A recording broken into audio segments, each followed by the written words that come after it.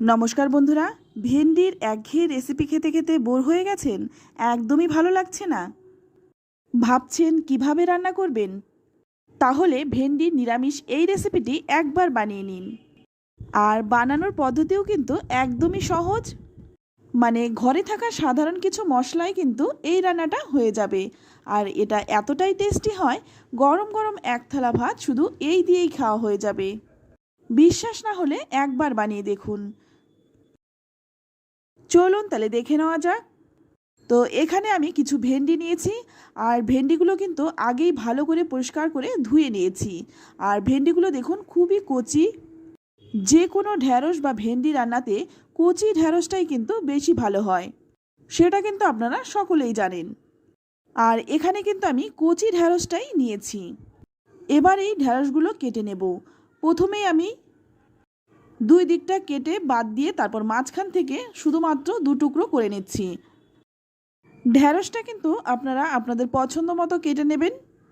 তো আমি কিভাবে কেটেছি সেটাই একটু দেখিয়ে দিলাম। তো দেখুন এইরকমভাবে একটু লম্বা লম্বা করে ঢ্যাঁড়সগুলো আমি কেটে নেব। তো সবগুলো ঢ্যাঁড়সই কেটে নিলাম, এবার তুলে নিচ্ছি। ঢ্যাঁড়স কিন্তু কাটার পরে আর ধোয়া যাবে না, তাই কাটার আগে খুব ভালোভাবে ধুয়ে নিতে হবে। তো সবগুলো ঢ্যাঁড়সই কেটে নিলাম। আর এখানে দেখুন সঙ্গে আমি একটা আলু কিন্তু কেটে নিয়েছি। ঢ্যাঁড়সটা আমি যেভাবে কেটেছি আলুটাও কিন্তু ঠিক একই রকমভাবে লম্বা করে কেটেছি। আলুটা লম্বা লম্বা করে কেটেছি, তবে খুব একটা কিন্তু পাতলা করে কাটিনি, একটু মোটা করেই আলুটা কাটা হয়েছে। এবার রান্নাটা করার জন্য অপর দিকে কড়াই গরম করে নিয়ে দিয়ে দিচ্ছি 2 চামচ সর্ষের তেল। তেলটা ভালো করে গরম করে নিয়ে এবার কেটে রাখা ভেন্ডিগুলো আমি দিয়ে দিলাম।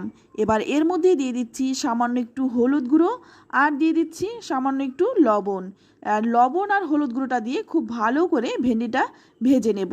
প্রথম দিকেই কিন্তু আমি ভেন্ডিটা একটু হাই ফ্লেমে ভাজবো, তারপর গ্যাসের আঁচটা কমিয়ে দিয়ে একটা ঢাকা দিয়ে দিয়ে ভাজবো।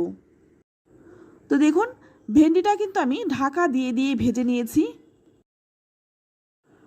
আর ভেন্ডিটা কিন্তু ভালো করে ভাজাও হয়ে গেছে। এবার তুলে নিচ্ছি। তো সমস্ত ভেন্ডিগুলো ভেজে তুলে নিলাম। এবার ওই কড়াইয়ের মধ্যেই দিয়ে দিচ্ছি আরও 2 চামচ সর্ষের তেল। ফোড়নে দিয়ে দিচ্ছি 2টো শুকনো লঙ্কা, আর দিয়ে দিচ্ছি হাফ চামচ কালো জিরে।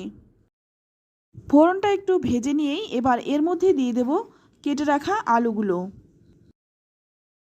এবার এই আলুটাকেও খুব ভালো করে লালচে রং ধরিয়ে ভেজে নেব। 3-4 মিনিট সময় নিয়ে কিন্তু আলুটা ভাজবো। একটু নাড়াচাড়া করে তারপর একটা ঢাকা দিয়ে দিয়ে আলুগুলো ভাজবো। এতে করে আলুগুলো তাড়াতাড়ি নরমও হয়ে যাবে আর ভাজাও হয়ে যাবে। 2-3 মিনিট ভাজার পরে এখানে দিয়ে দিলাম 3টে চেরা কাঁচা লঙ্কা। আলুটা ভাজতে ভাজতে এদিকে আমি একটা মশলা বানিয়ে নেব। এর জন্য নিয়ে নিলাম একটা ছোট্ট বাটি, এর মধ্যে দিয়ে দেব 2 চামচ টক দই।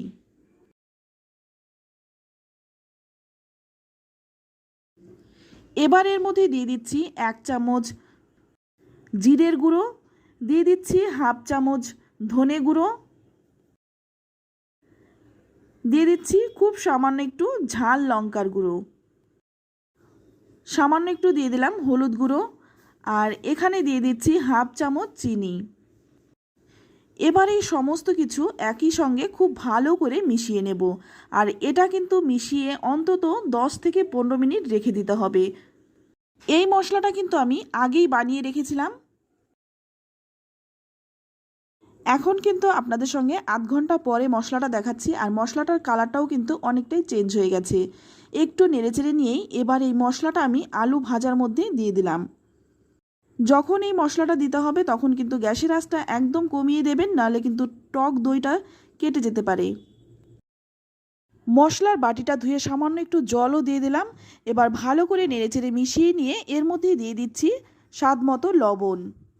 ভেন্ডি ভাজার সময় আমি লবণ দিয়েছিলাম, তাই সেই কথা মাথায় রেখে লবণটা দিয়ে দিলাম। ভালো করে নেড়েচেড়ে মিশিয়ে নেব। তারপর গ্যাসের আঁচটা লো টু মিডিয়ামে রেখে 5 মিনিট ঢেকে রাখবো। 5 মিনিট পর ঢাকনাটা খুলে নিলাম আর এখন কিন্তু মশলাটা খুব ভালোভাবে কষানো হয়ে গেছে। মশলা থেকে কিন্তু তেলও ছেড়ে দিয়েছে। এবার এর মধ্যে দিয়ে দিচ্ছি ভেজে রাখা ভেন্ডিগুলো। এবার এই ভেন্ডিগুলো মশলার সাথে খুব ভালোভাবে মিশিয়ে নেব। যেহেতু মশলাটা একটু শুকনো শুকনো হয়ে গেছে তাই এর মধ্যে সামান্য একটু জল দিয়ে দেব, এতে করে ভালোভাবে মশলাটা ভেন্ডির গায়ে মিশে যাবে। তো এইভাবে কিন্তু 2 মিনিটের মতো মশলার সাথে ভেন্ডিটা কষিয়ে নিতে হবে। তো 2-3 মিনিট সময় নিয়ে ভেন্ডিটা খুব ভালোভাবে কষিয়ে নিচ্ছি। তো এখন দেখুন কষানো হয়ে গেছে। এবার এর মধ্যে দিয়ে দেব পরিমাণ মতো জল। যদি আপনারা ঝোলটা একটু বেশি রাখতে চান সেক্ষেত্রে জলের পরিমাণটা একটু বাড়িয়ে দেবেন। তো এখানে কিন্তু আমি 2 কাপ জল দিয়েছি, তবে আমি কিন্তু একটু ঝোলঝোল করেছি। এবার ভালো করে নেড়েচেড়ে মিশিয়ে নিয়ে গ্যাসের আঁচ লো টু মিডিয়ামে রেখে 5 মিনিট ঢেকে রাখবো। 5 মিনিট পর দেখুন আলুটাও কিন্তু খুব ভালোভাবে সেদ্ধ হয়ে গেছে। এবার ভালো করে একটু নেড়েচেড়ে মিশিয়ে নেব। এমনভাবে মেশাবো যাতে সবজিটাও গোটা থাকবে আর কিছু সবজি একটু ভাঙবে। ভালো করে নেড়েচেড়ে মিশিয়ে নিয়ে এবার কিন্তু নামিয়ে নেব। তো দেখুন বন্ধুরা, নামিয়ে নিলাম। দেখতে যতটা সুন্দর, খেতেও কিন্তু ভীষণই টেস্টি হয় আর খুবই সাধারণ মশলায় রান্নাটা করা হয়েছে। এটা দিয়ে কিন্তু গরম গরম এক থালা ভাত নিমিষেই খাওয়া হয়ে যাবে আর কিন্তু কোনো কিছুরই প্রয়োজন হবে না। তো বন্ধুরা, রেসিপিটি কেমন লাগলো অবশ্যই কমেন্টে জানাবেন। ভালো লাগলে লাইক, কমেন্ট, শেয়ার করবেন। আর আপনি যদি আমার চ্যানেলে নতুন হয়ে থাকেন চ্যানেলটা সাবস্ক্রাইব করে নেওয়ার অনুরোধ রইল। আজ এই পর্যন্তই, আবারও দেখা হবে অন্য কোনো নতুন রেসিপিতে। ততক্ষণ সকলেই ভালো থাকবেন। ধন্যবাদ।